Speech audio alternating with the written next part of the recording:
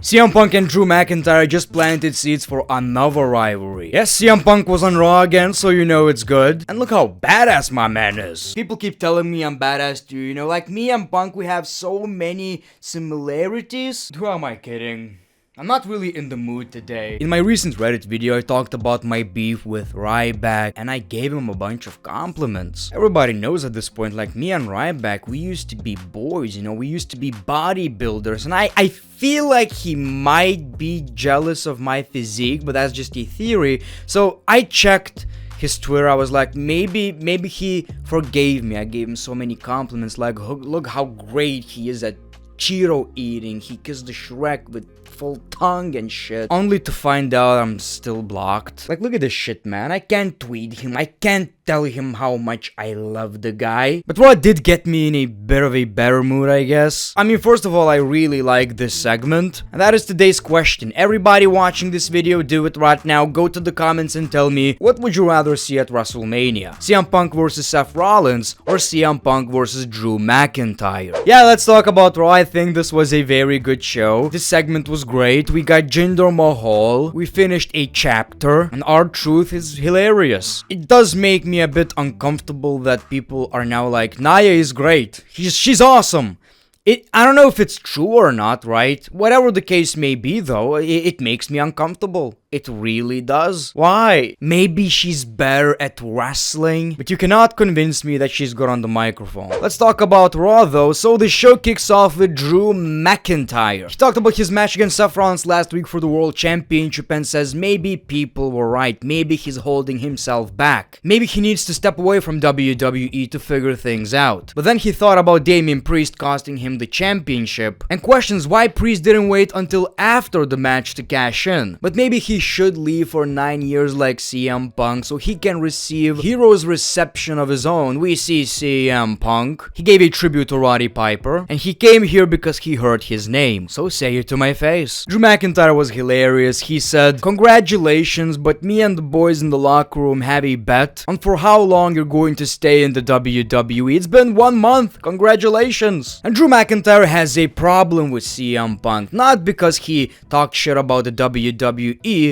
but because of personal things. He said, there's a lot, but it's a 3-hour long show, so we can talk about it. So he talked about how CM Punk called himself the locker room leader, which is actually a great story. I think it was Rob Van Dam in an interview who said, once CM Punk came to the locker room and said, as a locker room leader, and everybody was like, what the f is this guy talking about? So I guess that was the reference. So Drew McIntyre has a problem that he never acted like a locker room leader. When he, needed him the most, when he was fired from the WWE, he never got an advice from Punk, nothing. So he's not a locker room leader. And now he's Punk's leader. Punk says he called himself a lot of things, but a locker room leader is not one of them. So now it's RVD's word against Punk's. He watched Drew McIntyre's story, walking out of WWE, returning to the company, main eventing WrestleMania, winning the Royal Rumble, and he's going to do the same, so why do you have a problem with that? And CM Punk is a very nice guy, believe it or not. Some people might disagree. What is a definition of nice?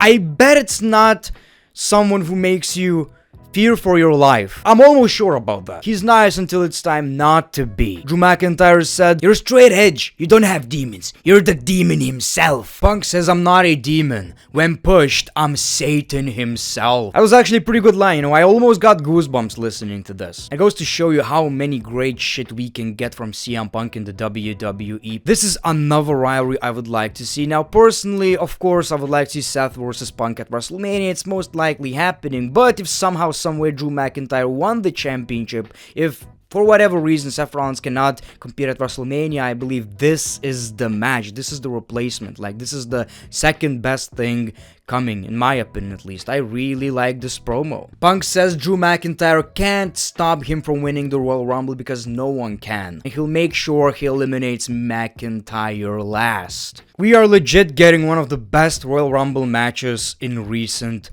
memory. Final 4. Drew McIntyre, CM Punk, Cody Rhodes, Gunther, Maybe Brock Lesnar, Final 5. And man, I appreciate CM Punk's 2011 look. A lot of nostalgia right here. And I believe it's time to give Drew McIntyre his flowers. He's not necessarily known as a promo guy. I mean, he's in the ring with CM Punk.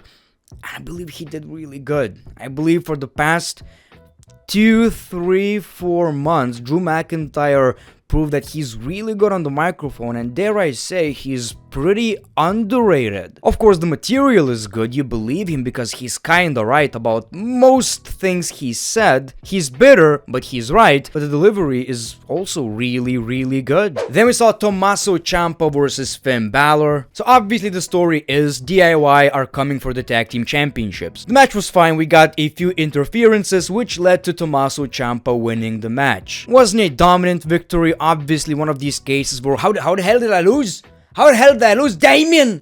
Damien, what did you do, Damien? I mean, there are a lot of problems within the Judgment Day. Even R-Truth, like, he believes he's a part of the Judgment Day. When he was born, the first thing he said is, one day, I'm gonna be in the Judgment Day. And he is, and he was involved in so many great Judgment Day moments. I don't understand how the Judgment Day don't remember that shit.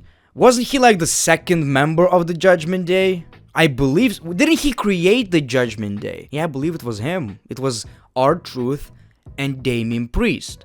Then for whatever reason, R-Truth disappeared. Well, maybe he was at the edge of disappearing. But he's been in the Judgment Day again for like a year now. I gotta be honest, I feel like Judgment Day are a little ungrateful. I like how the Judgment Day are pissed, yet at the same time, Damian Priest found it funny. They're just not taking him that seriously, and that's why R-Truth gets away with it. I believe he's too likable, you know. Ludwig Kaiser versus Kofi Kingston was really good. So last week, unfortunately, Kofi Kingston drop-kicked Vinci, and I believe he got concussed, so he's out of action. So Ludwig Kaiser wanted revenge, and man, that's exactly what we got. So the match ended in a countout, but that is a side of Ludwig Kaiser we have never seen before, and we all know WWE one day are going to make him into a singles competitor, and we just got, you know, a little glimpse of that. This was absolutely ruthless, this was badass, and I see it working. There are certain characters in wrestling that are not necessarily bad, but you can tell they're acting, right? Like, I'm not necessarily buying this guy. This is a wrestling promo. Ludwig Kaiser is kinda, I don't know if it's his look, promo, delivery, not sure, but since I haven't seen any interviews from the guy or whatever, I can see this guy as an asshole. Just goes to show you how good he is. Women's Tag Team Championship match. A lot of tag teams were watching this match, which kinda showed me, yeah, the women's tag team division ain't that bad. Sure, these are the most cursed championships in the WWE history, but this doesn't look that bad, and I believe it's only the Raw tag teams. I could be wrong, I believe we have a few on SmackDown. Like, I should know this, I watch this shit every week. But, like, nothing comes to my mind right now. So, of course, as you can imagine, they retained the championships. We saw The Miz versus JD McDonough, and, of course, R-Truth was there. He's confused, but in the end, The Miz picked up the W, and R-Truth congratulated him. He's just confused. He doesn't know what to do. Like, he's a part of the Judgment Day, but The Miz is such a good friend, you know? The thing about The Miz, though, I was happy, I like his matches against Gunter, I think it was great, but now he's kinda stuck again, like he's not doing anything. So for how long he's going to stay babyface? Because I believe, unfortunately, WWE will have to make that decision again. The Miz turns heel, and he's the punching bag. Everybody who returns, who, you know, just wants to squash somebody who needs to make a name for themselves, they beat up The Miz. Unfortunately, that's exactly what we're going to get. So Seth Rollins talked about his World Heavyweight Championship plans. Who is he going to face at WrestleMania? Because that's something he never did, walking into WrestleMania as a champion. But now it's gonna be different. People are chanting CM Punk. Rollins says in his dreams. That is going to be a very lucid dream, my man. This match is happening. But we see Jinder Mahal. I was like, yes!